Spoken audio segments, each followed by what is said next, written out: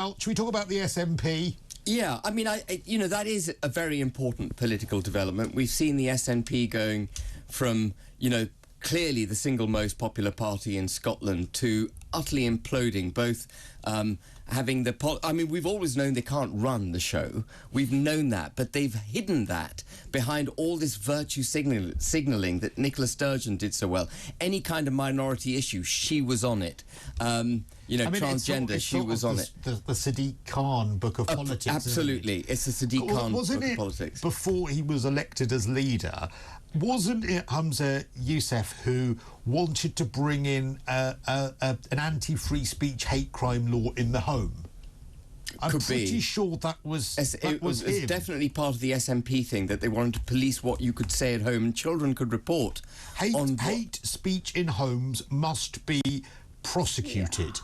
And he wanted to bring in legislation, and I think it ended up being backed by 82 votes to 32, that basically if you were to say something that could be considered, and I'm not talking about, like, you know, sort of beating up your gay child, which would obviously be awful. What this was about is if they came home and said, I now want to be a boy when I was a girl, and you didn't agree with them, that was going to be seen as hate. Or if you just have any kind of... I mean, the problem is it's so subjective, all of these things, but if you showed any prejudice on the basis of age, disability, race, religion, sexual orientation, transgender identity, or variations in sexual characteristics, sometimes described as intersex, physical or biological characteristics, in your home, you could be prosecuted. Except it was fine for him to get up in Holyrood and complain about how many white people institutions of government in Scotland. Do you remember that speech he made? So-and-so's white, so-and-so's white, so-and-so's white. Someone needs to...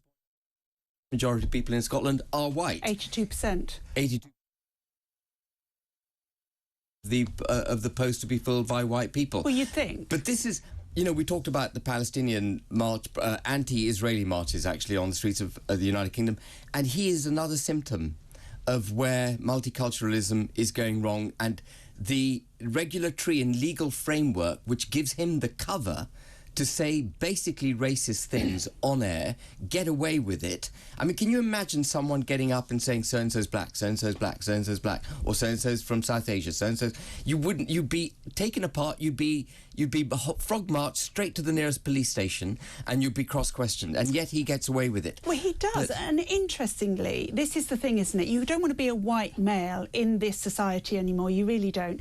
And actually, the woman Aviva, who was really proud to say that she vetted any white male that was appointed because she wanted to make sure there wasn't another person of colour who would be better for it, that they really were the best person, has been given an award today. I know, she's been given a gong, hasn't she? She has. And also you had the situation where Nihal from yes, that he felt uncomfortable. He felt like, you know, by how horribly white the work... Well, firstly... And yet he did pretty well. I think he's done pretty well. But secondly, you know, I can't speak about this from a race point of view, but I can speak about it as being a big old gay, right? And I've never walked in somewhere, and maybe it's about mindset, but I've never walked in somewhere going, oh my God, I'm the only gay person. Firstly, I've gone, well, fabulous. No, firstly, because I kind of embrace it. But secondly, I never feel like it's my job to make the straight people around me feel bad for being straight, because it is what it is. I think you make a really interesting point about mindset, because I have never, in my entire career, felt that I've been disadvantaged because I'm a woman. In fact, frankly, I think I've used it to my advantage at points, because I was quite prepared to do that. I can get away with saying things that other people cannot say, and that's like a superpower, because I think that I get that, you know, I can too. What I just said on air, I don't think many white people could just say. I think that's... And I think it is about mindset. And have there been times in my life where I have felt, probably when I was much younger, but you know, I'm a bit self-conscious about it? Yes, but also getting over that has made me stronger and has made me the person I am today. And so I think there is a lot to be said for needing to... You know, and I'm not saying about sort of outright vile homophobia. I'm saying about my mindset needing to be able to get over that, and that's about trying to be, what's the word?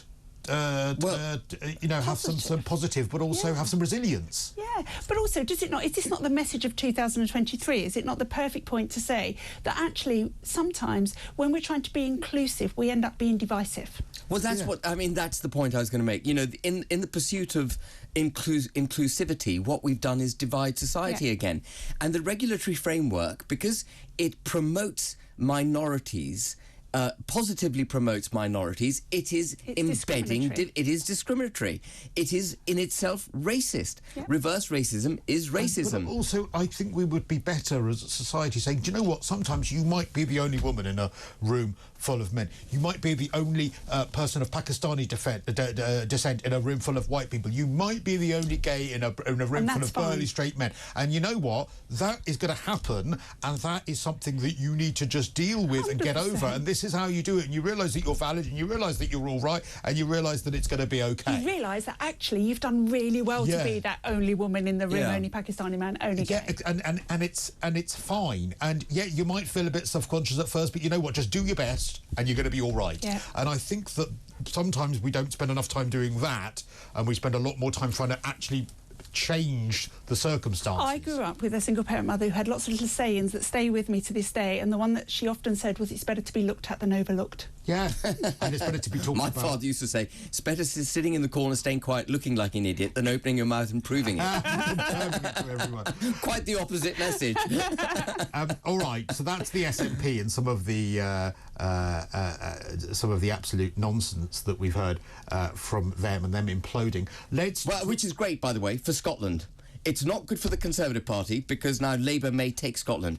But thank goodness for Scotland that the SNP is imploding. A party that's delivered their education, NHS, public services to the, whatever we think in England about our public services, my goodness, they're worse there. And they've just put up tax rates, income tax rates for 45% to 47%.